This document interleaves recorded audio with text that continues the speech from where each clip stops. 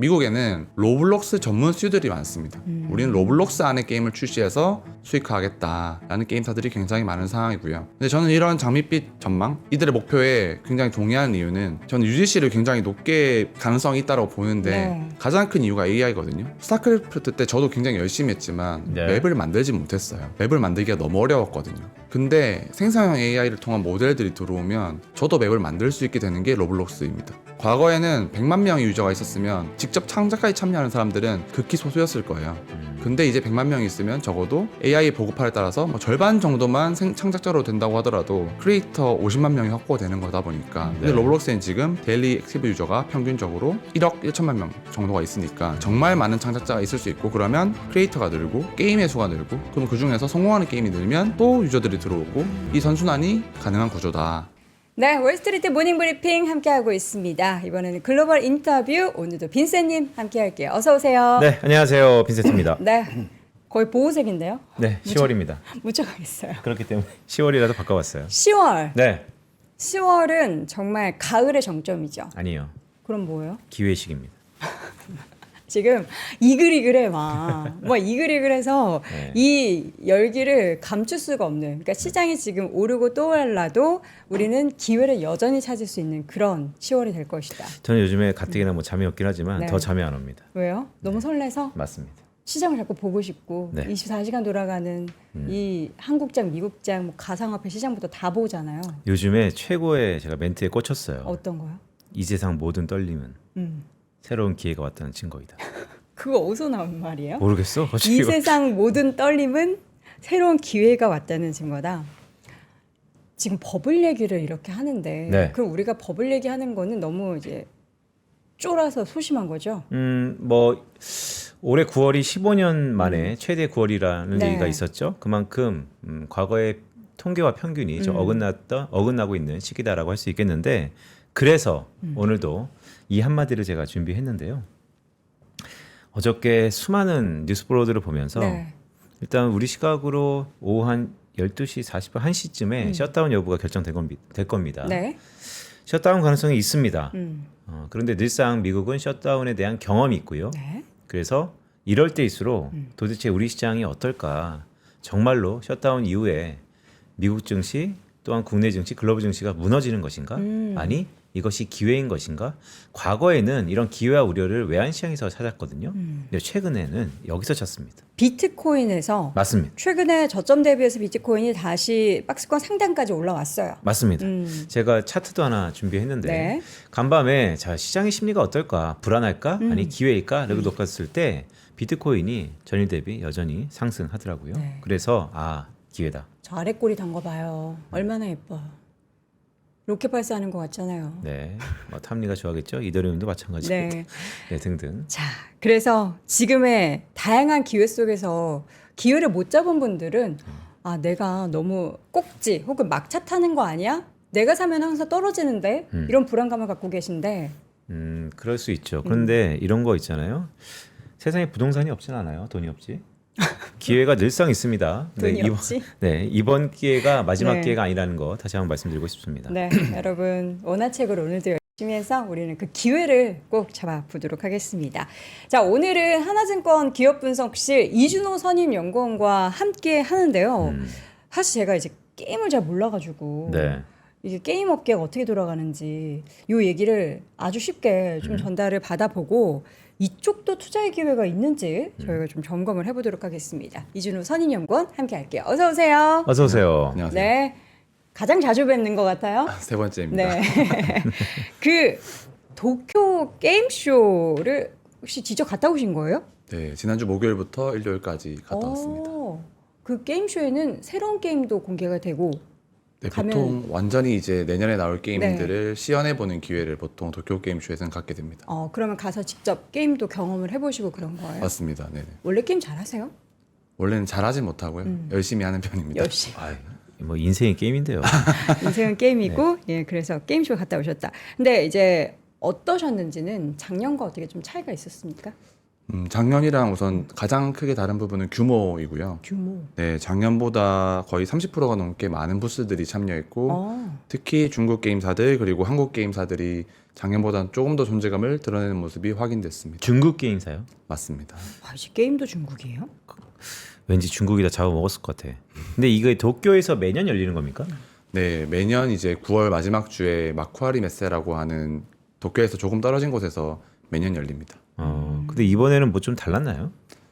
이번에는 아까 말씀드린 좀 규모가 좀 달랐고 그리고 작년에는 사실 국내 게임사들이 많이 진출하는 모습을 보이지 못했는데 네. 올해는 뭐 넷마블, 펄어비스, 컴퓨스 애니소프트 같은 게임사들이 각자 개별 부스를 크게 하면서 조금 더 다채로운 모습을 확인할 수 있었고요. 그렇습니다. 네. 그래서 가져오신 것들 보면 직접 찍으신 겁니까 이거? 다 제가 찍은 겁니다. 오, 사진 잘 찍으시네요. 느낌 있게 찍으셨는데요? 아 그런가? 그런가요? 뭐라고 하셔야겠어요? 다른 얘기 아니, 하려고 아니야. 했던 것 같은데. 너무 감흥이 없어갖고. 자, 그래가지고 우리가 이 게임쇼를 통해서 뭐를 이제 우리가 이렇구나, 그런 게임에도 기회가 있구나를 생각하면 돼요? 아니면 새로운 게임이 많긴 한데 별로야, 뭐 이런 얘기를 하실 예정이신가요? 양쪽 다일 수 있는데요. 네. 제가 이제 트렌드 속에서 이제 기회를 찾자도 뒤에서 설명드릴 거고 네. 그리고 그래도 한국, 중국, 일본이 각 게임사들이 조금 각기 다른 전략을 가지고 있기 때문에 한번 그걸 간단하게 빠르게 넘어가는 것도 괜찮을 것 같습니다. 짚고 넘어가 보겠습니다. 알겠습니다. 우리나라뿐만 아니라 한국과 중국, 일본의 게임사들이 새로운 게임에 대해서 이제 오픈을 하는 그런 게임쇼에 대해서 이야기를 하면서 한번 트렌드 분석을 해보도록 하겠습니다. 어때요? 각각의 국가들마다 차이가 좀 있었어요? 네, 우선 제가 적어놓은 것처럼 아주 간단하게 보면 일본은 확실히 성숙한 시장이다 보니까 계속해서 리메이크 게임들이 많이 나온다고 생각하시면 될 것 같아요. 리메이크요? 그러니까 소닉 아시잖아요. 소니요? 슈퍼소닉 바람돌이 네, 소닉. 소닉? 알죠? 네, 세가의 소닉 같은 게 제가 작년에도 갔을 때도 올해도 갔을 때도 매년 조금씩 바꿔서 나오고요. 혹시 드래곤 퀘스트라고 아시나요? 네, 제가 이런 반응을 걱정했는데 아니 나는 드래곤 볼인 줄 알았어. 그래서 내가 알아요라고 할 때 갑자기 캐스로 바뀌었고 뭐지? 네, 스퀘어 에닉스에서 만든 20년 훨씬 넘는 IP가 매년 이제 리메이크돼서 나오고 있다라고 보시면 될 것 같고 중국 게임사 같은 경우는 사실 일본 게임사처럼 IP들이 오래돼 있지 않다 보니까 네. 계속해서 PC 모바일로 게임들이 신작이 가장 활발하게 나오는 건 중국이다라고 보시면 될 것 같은데 이 텐센트, 네디즈가 대표적인 중국의 가장 큰 게임사들이고 네. 네. 이들 밑에서 스튜디오들이 굉장히 많습니다. 그 스튜디오에서도 각각 다른 게임을 내고 있다라고 보면 될 것 같고요. 한국은 약간 중간 지점이 있습니다. 그래서 기존의 IP를 확장하기도 하지만 또한 새로운 게임도 만들어서 이제 글로벌로 침투하는 것을 목표로 하고 있는 산업이다라고 보시면 될 것 같아요. 네. 네지즈 시가총액은 거의 하이닉스랑 비슷하네요. 텐센트도 이제 과거에 비해서는 좀 낮지만 계속해서 네. 최근에 비슷한 모습을 보이고 있긴 하고요.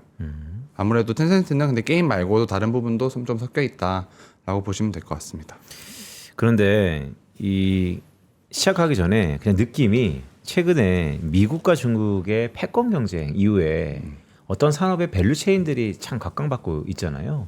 그런데 게임도 공교롭게 일본, 한국 또 거기가 중국까지 어떻게 보면 미국은 이 게임 업계에서 쓸 자리가 없는 겁니까?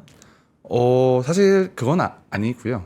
미국도 이번에도 배틀필드라는 게임으로 참가를 했는데 아무래도 이 도쿄 게임쇼 행사 전반 자체가 아시아권으로. 특히 일본 시장에서 가장 인기가 많은 서브컬처 게임들, 흔히 말하는 애니메이션 캐릭터로 구성된 게임들이 많다 보니까 해당 장르는 미국 게임사들이 적극적으로 개발하고 있지는 않거든요. 네. 그래서 조금 더 이 게임쇼에서는 비중은 적었다. 다만 제가 뒤에서 소개드릴 뭐 로블록스 같은 플랫폼들 이건 미국에서 당연히 하는 게임들이고 여전히 많은 비중을 차지하고 있는 건 맞습니다. 그러니까 약간 결이 다른 맞습니다. 게임들이 완전히 결이 있는데 다릅니다. 미국 게임과 또 이제 일본을 베이스로 한 요 게임쇼에 나왔던 게임들은 이제 결이 달랐기 때문에 없었다 별로. 맞습니다. 네. 네.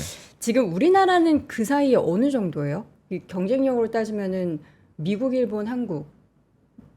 미국, 일본, 한국 순으로요. 미국이 아니라 일본, 한국, 중국. 경쟁력으로 따지면 현재까지 낸 성과는 사실 제일 후발주자라 보는 게 맞고요. 한국이요? 그렇습니다. 게임? 왜냐하면 한국의 게임들은 사실 한국이 그래도 글로벌에서 뭐 4위, 5위 정도 되는 시장을 네. 가지고 있는데 아무래도 국내 안에서 많이 했던 그러니까 MMORPG 중심으로 특히 리니지를 필두로 한 리니지 라이크 게임들이 높은 매출을 냈던 것이고 글로벌에서 크게 성과를 낸 게임은 사실 크래프톤의 배틀그라운드 정도라고 보시면 될 것 같거든요. 네. 네, 물론 뭐 크로스파이어 이런 게임도 있지만 사실은 조금 더 내수형에 가까웠고 이제 글로벌로 나아간 단계다라고 보시면 될 것 같아요.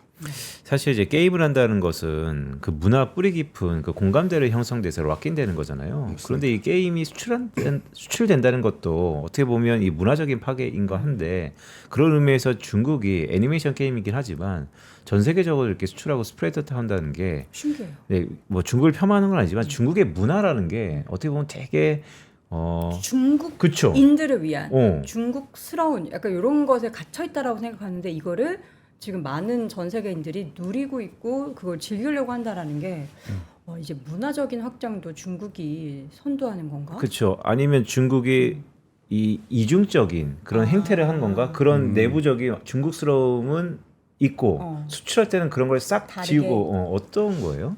제 생각에는 방금 말씀하신 것처럼 정말 중국향, 내수향으로 만들어낸 게임들이 엄청나게 많은데 워낙 개발이 많이 진행되고 프로젝트가 많다 보니까 그중에서 일부 성공하는 게임들은 글로벌화돼서 나오는 거고 저희는 그것만 보는데도 굉장히 많다라고 느낄 정도로 정말 많이 컨텐츠가 개발되고 있다. 그런 상황입니다.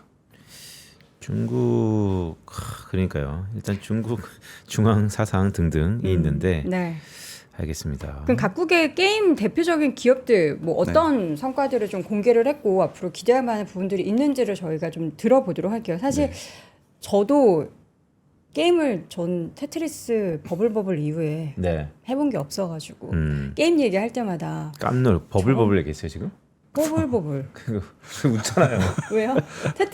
테트리스 혹은 이제 어른들의 게임 맞고 이 정도 웹보드 게임들 그거 말고는 막 이렇게 뭐 그 있잖아요 막 총싸움하고 막 이런 배틀그라운드 이런 거는 키보드 뭘 눌러야 될지 몰라가지고 그렇습니다.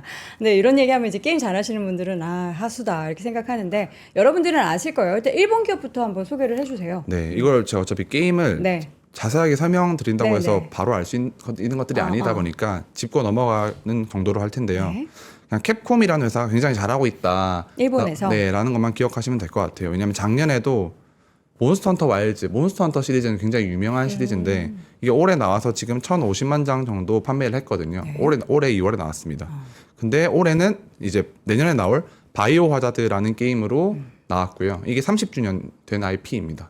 근데 이게 내년 2월 27일에 출시될 예정이기 때문에 굉장히 큰 인기를 끈 부스다. 그리고 여기 제가 찍어온 것처럼 굉장히 많은 라인업으로 출품했다 정도만 보시면 될 것 같고요. 다만 완벽한 신작은 거의 없는 수준이다.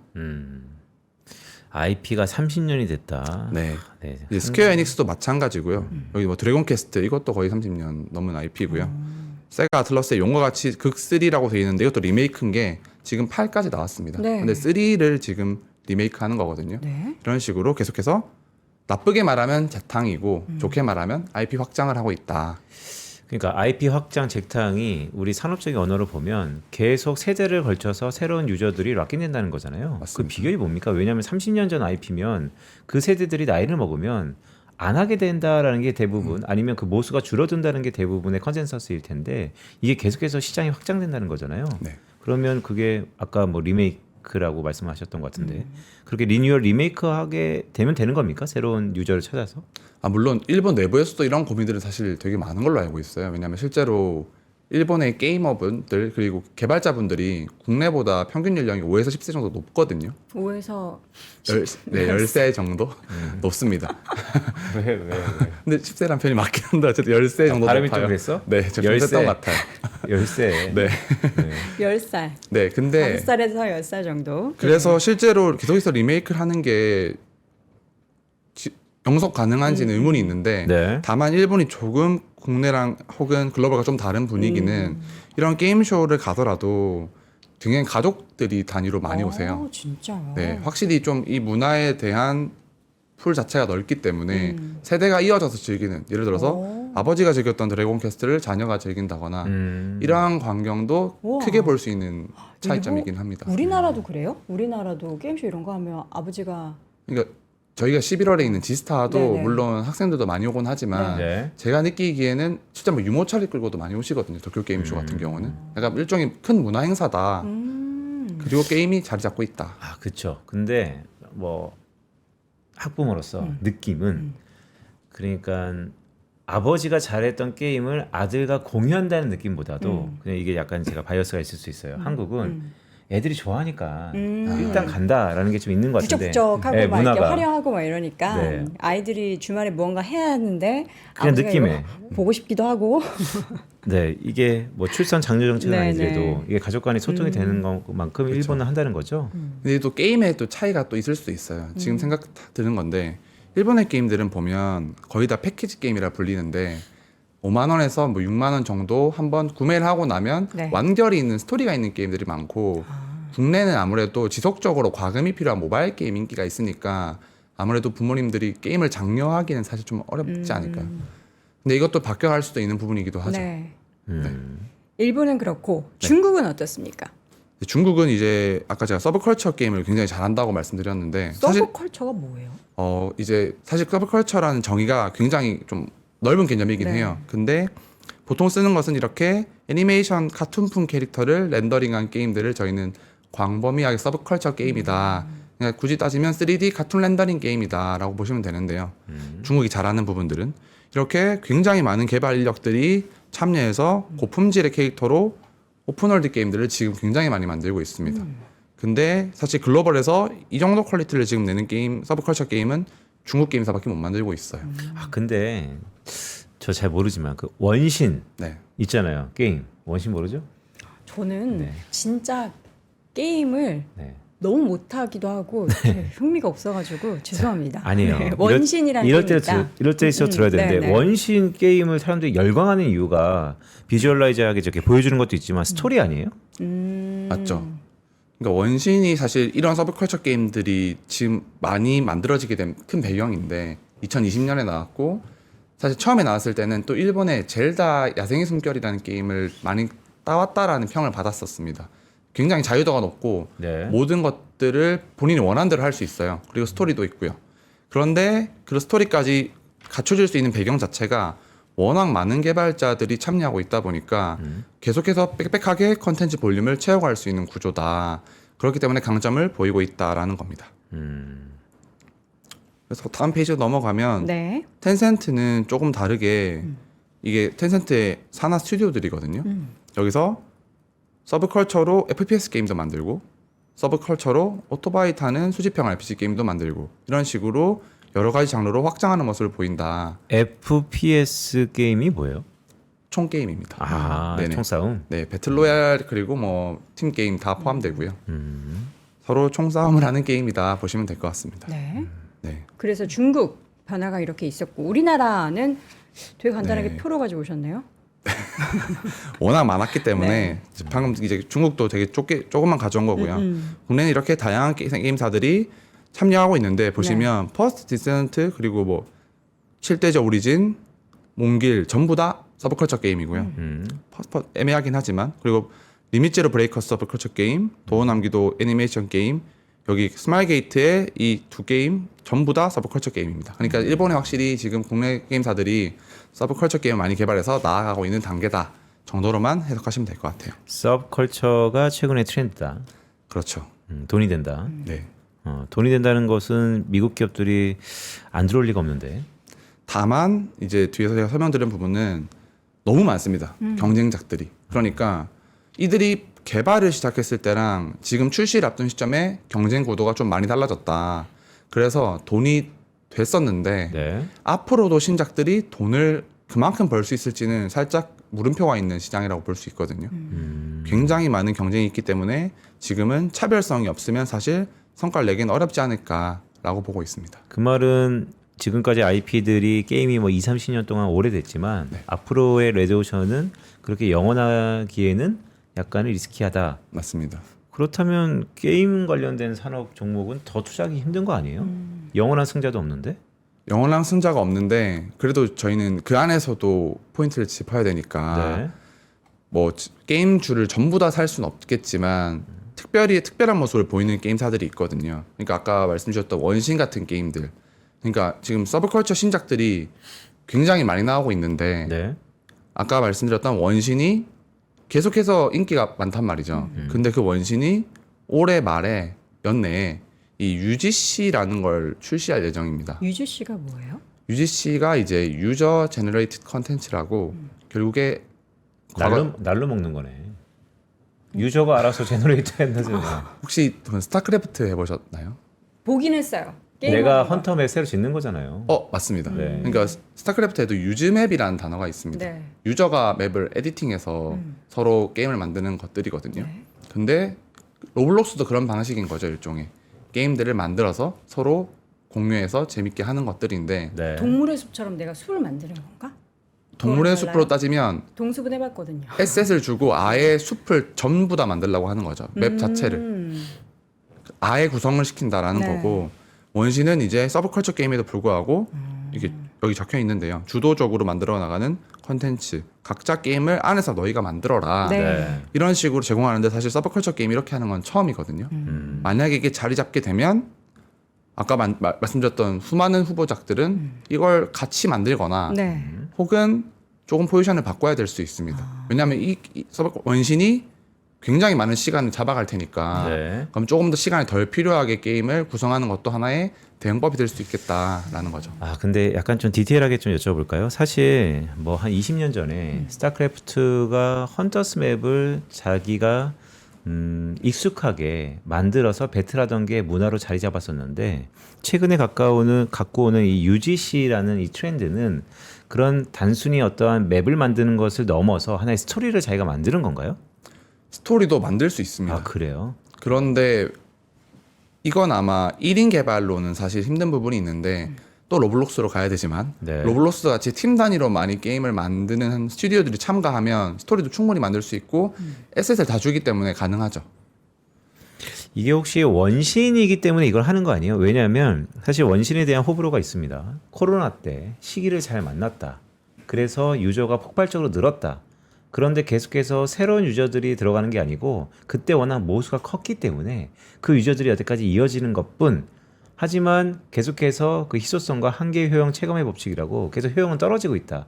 그래서 그 안에서 이제 그 모수 안에서 계속 모수가 커지는 건 아니고 그 안에서 막 쥐어짜면서 이런 스토리가 만드는 거 아니냐. 그렇다면 주가 측면에서 투자 측면에서 보면 거의 정점을 다가가고 있는 거 아닌가에 대한 우려도 있거든요.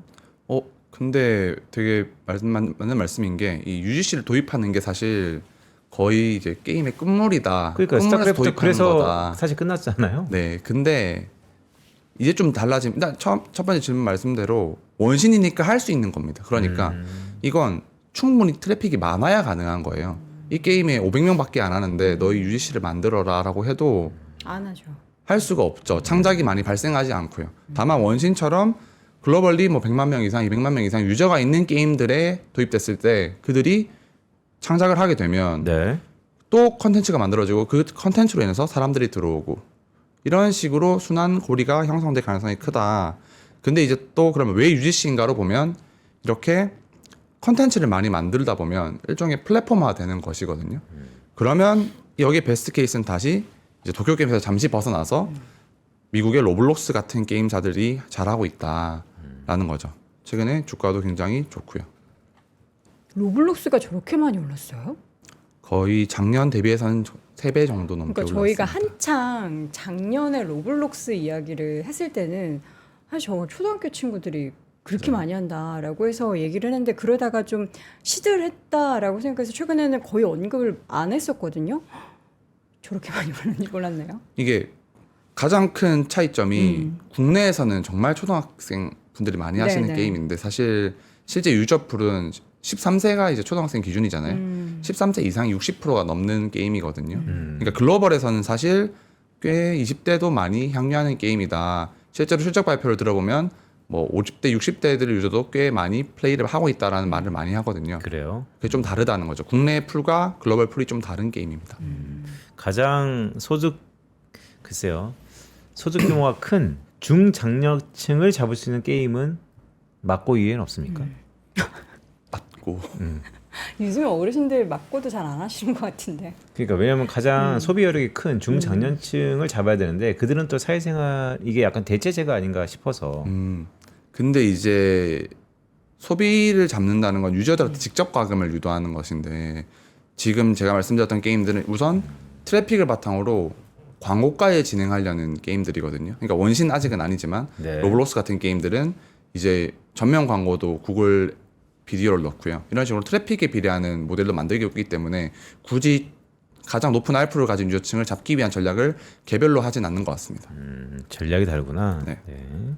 로블록스 얘기를 조금 더 해보도록 할게요. 이 저희가 사실 우리나라에서는 초등학교 아이들이 많이 한다라고 하는데 이 사이에 미국 안에서는 어떤 변화가 있었길래 이렇게 또 엄청난 유저가 생기고 이렇게 주가도 많이 오른 걸까요? 우선 이 그래프를 봐주시면 체감이 딱 되는데요. 네. 이게 로블록스의 1위 최고 동시 접속자를 제가 가져온 건데 딱 4월을 기점으로 거의 3배 정도 올랐거든요. 이 이유가 뭐냐면 그로워 가든이라는 게임이 4월에 나왔는데 이게 데이트를 쳐버렸습니다. 네. 그래서 글로벌 최고 동접자 2천만 명 이상을 기록했고요. 그러니까 원래는 이 플랫폼 전체가 1천만 명인데 이 게임만 해서 2천만 명이 되었다. 그런데 이제 여기서 끝나지 않은 게 포인트인 거죠. 여기서 끝났으면 의미가 없는데 이게 두 번째 게임인 스티리어 브레인 러시라는 게임으로 유저들이 또 이동했습니다. 그래서 이 두 게임이 콜라보를 한 날이 있었는데 그게 바로 8월 23일이었고요. 이때 동시 접속자가 4,200만 명을 기록했거든요. 헐. 그러니까 이게 우리나라 전 국민 거의 다 참여한 거죠. 헐. 그래서 기존의 상반기 초에는 최고 동접이 1,100만 명이었는데 4,200명이 돼버리다 보니까 반년 만에 전혀 다른 트래픽을 가진 게임사가 되었다. 근데 이게 왜 가능했냐면 이 게임 그로워 가든은 최초 빌드가 제가 알기로는 호주에 있는 중학생분이 혼자 만드셨던 걸 스튜디오가 같이 개발한 거예요. 네. 호주에서. 점점 더 게임을 개발하는 게 쉬워지다 보니까 다양한 컨텐츠들이 지금 나오고 있다. 아니 저희 3번 동안 나올 동안 로블록스 이렇게 올라올 동안 얘기를 한 번도 아, 제가요? 네. 로블록스 얘기를 왜 안 그러니까. 해주신 거예요? 이렇게 오르는 사이에 계속 제가 다른 주제를 가져오다 보니까 네. 아니 그런 주제 앞으로 좋은데 그래도 꼭 올라가는 많이 거. 많이 오르는 건 얘기해줘야 될 거 아니에요. 알겠습니다. 아니 저 진짜 깜짝 놀랐어요. 그러니까. 로블록스 사실 우리가 로블록스 이야기를 하면 과거에 이제 메타버스 이야기하면서 그때 이제 로블록스 이야기를 그쵸. 되게 자주 했었거든요. 그리고 나서 얘기가 쏙 들어가가지고 이렇게 완전 체급이 달라지고 엄청 성장을 한 거를 몰랐어요. 그러니까 맞습니다. 그러니까 메타버스, 그러니까 돌아오지 않는 버스이기 때문에 관심을 좀 잃었었는데 뭐 로블록스 한번 보죠. 네. 한번 자세히 좀 보여주시죠. 그래서 뭐가 아마 얼마나 성장했는지. 아까 말씀하신 시점이 이때였을 거예요. 네.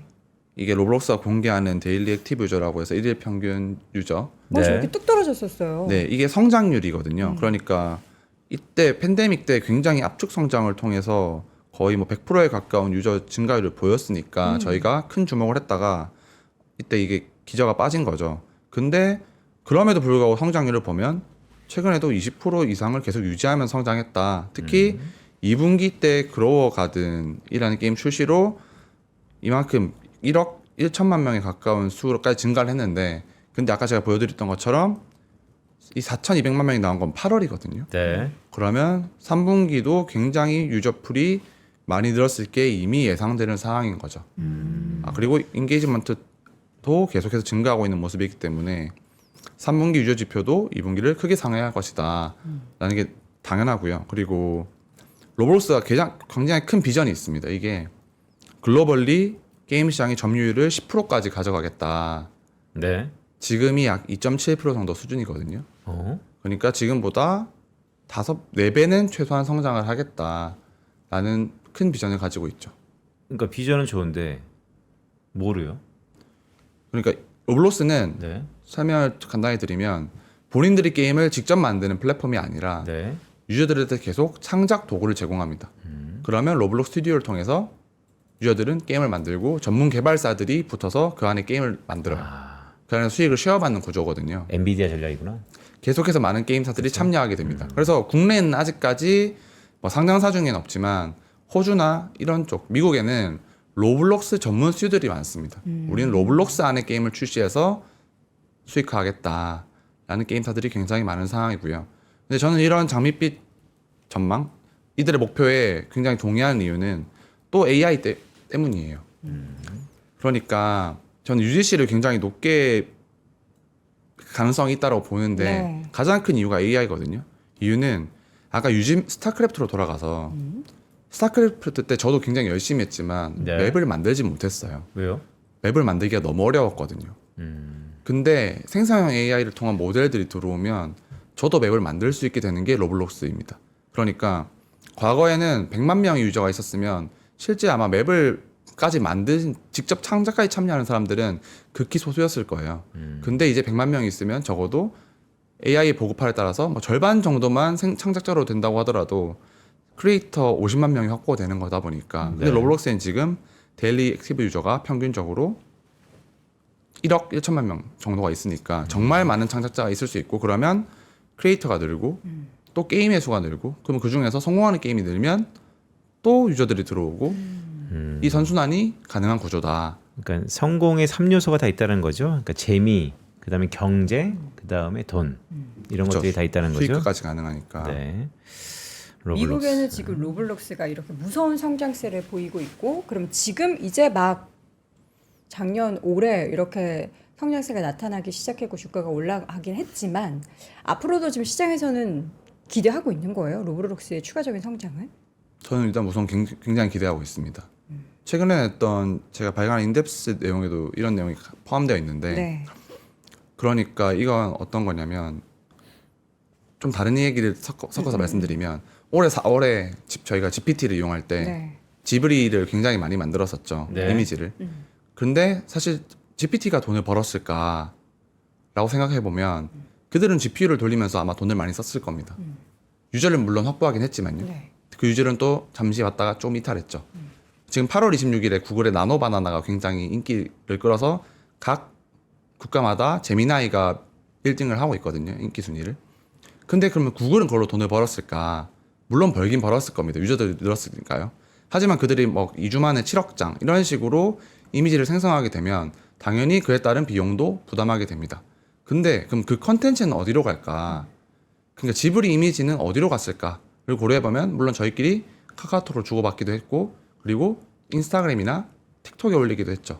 그러니까 AI 모델 경쟁과 별개로 AI 보급화가 창작의 양을 늘리면 그 컨텐츠의 양은 늘어날 테고 그 컨텐츠가 온보딩 되는 플랫폼들이 수혜를 볼 수 있다라는 로직인데 그 속에서 저는 메타나 틱톡을 굉장히 높게 평가하는 것이고 게임 안에서는 로블록스가 가장 큰 선두주자에 있다입니다. 대략 이해 갔습니다. 그런 최종 종착지의 플랫폼이구나. 맞습니다. 우리가 소비해서 그걸 창작해내는 플랫폼보다는 이것을 가지고 무언가 새로운 컨텐츠를 만드는 그 플랫폼이 훨씬 더 돈을 벌 것이다. 정확히는 수익화가 좀 빨리 나타나고 있다라는 거고 네. 그리고 사실 저희가 뭐 오픈 AI 그리고 XAI, 엔트로픽 이런 모델들도 당연히 유망합니다. 그런데 그 경쟁의 결과를 지금 비단 예측해서 투자하기는 사실 어려운 부분이 있고 네. 직접 투자도 사실 어렵잖아요. 하지만 그로 인해서 수혜를 보는 그러니까 생성 AI의 보급화만으로도 수익화가 기대될 수 있는 플랫폼들이 분명히 있고 게임에서는 로블록스가 압도적이다라는 내용입니다. 최종 종착지의 플랫폼이라는 게 되게 와닿는데요. 그런데 그 플랫폼이 그렇게 자리 잡기까지의 부침이 있었을 것 같다는 좀 생각이 드네요. 왜냐하면 이번 주에 가장 대한민국을 강타했던 카톡의 업그레이드. 네. 그거 뭐 내 말 보니까 틱톡에서 오셔가지고 약간 이게 바꿨던 것 같던데. 틱톡이요? 네. 토스에서 토스 맞아요. 토스. 네, 토스에서 오셔갖고 바꿨던 네. 것 같은데. 자 이게 그럼 다시 저희는 뭐 주말 사이에 원복하냐 안 하냐 이런 얘기가 많잖아요. 4분기 중에 바꾼다 그래가지고 좀 빨리 좀 바꿔주세요. 등등. 근데 어쨌든 이런 플랫폼이 저항이 없이 메타나 다른 것들은 잘 자리 잡힌 겁니까? 우선 카카오톡도 잘 커버하는 기업이지만 좀 다른 부분이 있습니다. 뭐냐면 인스타그램을 비롯해서 메타의 플랫폼들은 기존의 플랫폼을 색깔을 바꾼 게 사실 아니라 계속해서 새로운 플랫폼을 냈죠. 그러니까 기존의 목적성에 맞는 플랫폼, 그러니까 페이스북에서 인스타그램을 애드한 게 아니라 별도로 냈고요. 그 다음에 스레드라고 해서 이제 텍스트형 기반의 앱을 또 별도로 냈습니다. 근데 네. 그걸 또 세 개 다 엮었잖아요. 그렇죠. 네.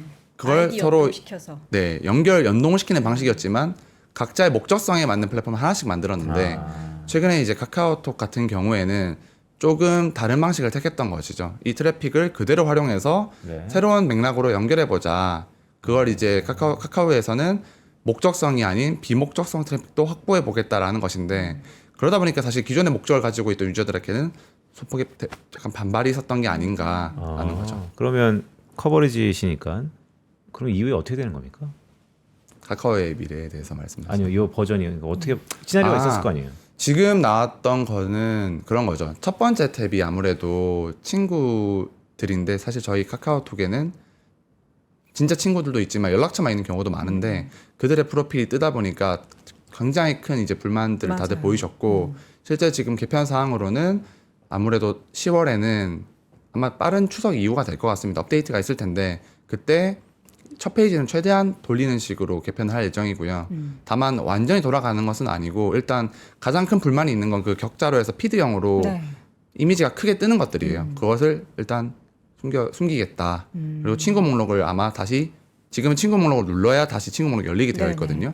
그 인터페이스가 다시 돌아오긴 할 겁니다. 네. 그러니까 사실 지금의 변화에는 광고가 굉장히 큰 역할을 했잖아요. 한 피드 2개 정도만 올리면 광고, 2개 그쵸. 정도만 올리면 지금 뜨는 쇼폼에서 그게 계속 뜨더라고요. 그래서 이거 보면서 이거는 안 볼 거다. 물론 이제 보긴 오히려. 하겠죠. 혹시 그냥 가끔 저도 뭔가 하고 올려보면은 정말 연락을 하지 않은 그 비즈니스 관계에 있는 분들도 여기 떠서 아 그냥 그렇구나. 근데 이 광고는 뭐지? 나한테 커스텀된 광고도 아니고 이게 대체 이 광고가 왜 뜨는 걸까 하는 그런 생각이 드는 광고가 너무 떠가지고 그 페이지 아예 열지를 않았거든요. 두 번째 그냥 채팅 페이지만 열고 했지. 그쵸. 강제 업데이트 돼가지고 저는 어쩔 수 없이. 근데 어쨌든 그러니까요. 달라지면은 첫 페이지는 친구로 돌아오면은 카카오톡은 뭐 이제 향후에 챗GPT 업그레이드 되고 하면은 괜찮을까요? 그러니까 미래가? 이제 지금 불안한데 더. 카카오톡에 이제 대중들의 불만을 네. 해결할 수 있는 방법은 사실 방금 말씀하신 AI가 들어오는 게 10월이다 보니까 일단 첫 번째 페이지를 조금은 돌려놓고 그리고 개편도 10월에 할 예정이었었거든요 원래. 그러면 세 번째가 아니죠. 10월에 AI가 들어오면서 유의미한 뭔가 반응을 이끌어낸다면 조금은 긍정적으로 돌아올 수 있지 않을까라는 생각을 가지고 있습니다. 그러니까 이만큼 참 국민 어떻게 보면 채널이라고 할 수 있는 카카오톡도 네. 변화가 이렇게 참 어려운 겁니다. 카카오톡의 변화는 우리가 이제 AI라고 말씀을 해 주셨는데 사실 AI가 들어온다고 해서 무조건 성공하는 건 아니잖아요. 사실 로블록스는 AI 쪽에 있어서의 발전에 있어서 최대 수혜주다라고 하는데 이게 무조건 오픈 AI 챗GPT가 탑재된다라고 해서 내재화된다라고 해서 뭐가 달라질까 싶었을 때는 요새 오픈 AI가 자체적으로 이제 뭐 제품에 대해서 바로 추천해주고 그것으로 인해서 수수료를 받게 되는 그런 구조도 만들어져서 그게 또 카카오의 미래인가라는 생각을 하게 되면 그 안에서 결제할 때는 결국엔 또 스테이블 코인 필요할 텐데 하면서 이게 또 스테이블 코인 쪽으로 얘기가 좀 흘러갈 수 있나라는 생각도 좀 들고요. 충분히 가능하죠. 왜냐하면 특히 이제 오픈 AI가 어제 발표했어요. 네, 네. ACP라고 해서 네. 프로토콜을 발표했는데 그게 이제 오픈 AI 챗GPT 내에서 바로 결제까지 이루어질 수 있게 하고 그리고 아마존이 아니죠. 죄송합니다. 쇼피파이에 이제 온보딩 하는 것인데 그 네. 상품들을 거기서 수수료를 가져오는 거죠. 네.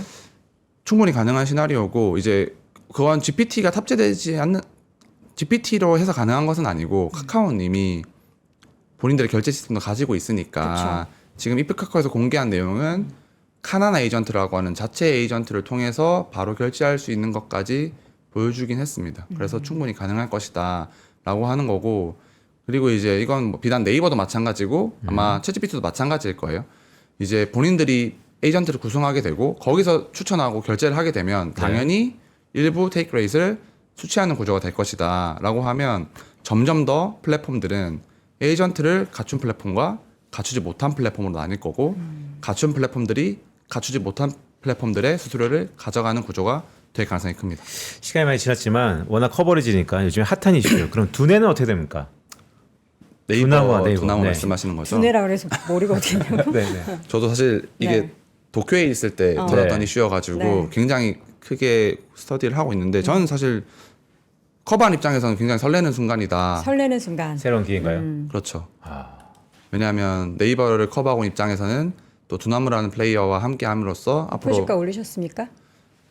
올리려고 하고 있습니다. 오케이 거기까지. 네. 설렌다. 아주 네. 간단하고 명료하게 네. 이야기. 설렌다. 제일 중요한 건 좋습니다. 설레고 목표 주가 올리면 이게 나은 거죠. 그쵸. 자, 오늘 게임 얘기부터 시작해서 또 카카오와 네이버 핫한 이슈까지 짤막하게나마 짚어봤고요. 오늘 글로벌 인터뷰 시간 하나증거 기업 분석실 이준호 선임연구원 함께했습니다. 고맙습니다. 고맙습니다. 감사합니다. 자, 살면서 한 번쯤 우리 크리스마스를 뉴욕에서 보내고 싶다라는 생각 해보신 적 있으세요? 저는 그 영화 뭐죠? 나홀로 집에? 나홀로 집 저는 약간 그 얘기했는데 그 스케치북에 넘기는 거. 그게 아, 딱 이제 네. 크리스마스 시즌이잖아요. 그렇죠. 제가 과거에 크리스마스 이브의 당일에 표를 끊어가지고 미국에 간 적이 있어요. 그러면 그날 도착하면 이브거든요. 네. 그래서 한번 이제 크리스마스 연휴, 연말 연휴를 보내고 온 적이 있었는데, 근데 여러분 이번 크리스마스 때 여러분 그렇게 하실 수 있습니다. 저희가 미국 투어 9기를 모집을 하고 있는데요. 딱 삼프로 TV에서 주최하는 미국 투어가 크리스마스 그 시즌에 딱 떠납니다. 그래서 내용들을 이렇게 말씀드리자면 파이낸스 앤 컬리지 투어를 이번에는 준비를 했습니다. 월스트리트 금융 전문가들이 미국 주식이나 암호화폐 시장에 관련한 전망 세미나를 준비를 했고요. 현지에서 들으시는 거예요. MIT, 하버드 교수진의 글로벌 인사이드 강연까지 들을 수 있고 또 빅테크 현지자가 직접 전하는 AI 트렌드 세미나까지 함께 포함되어 있고요.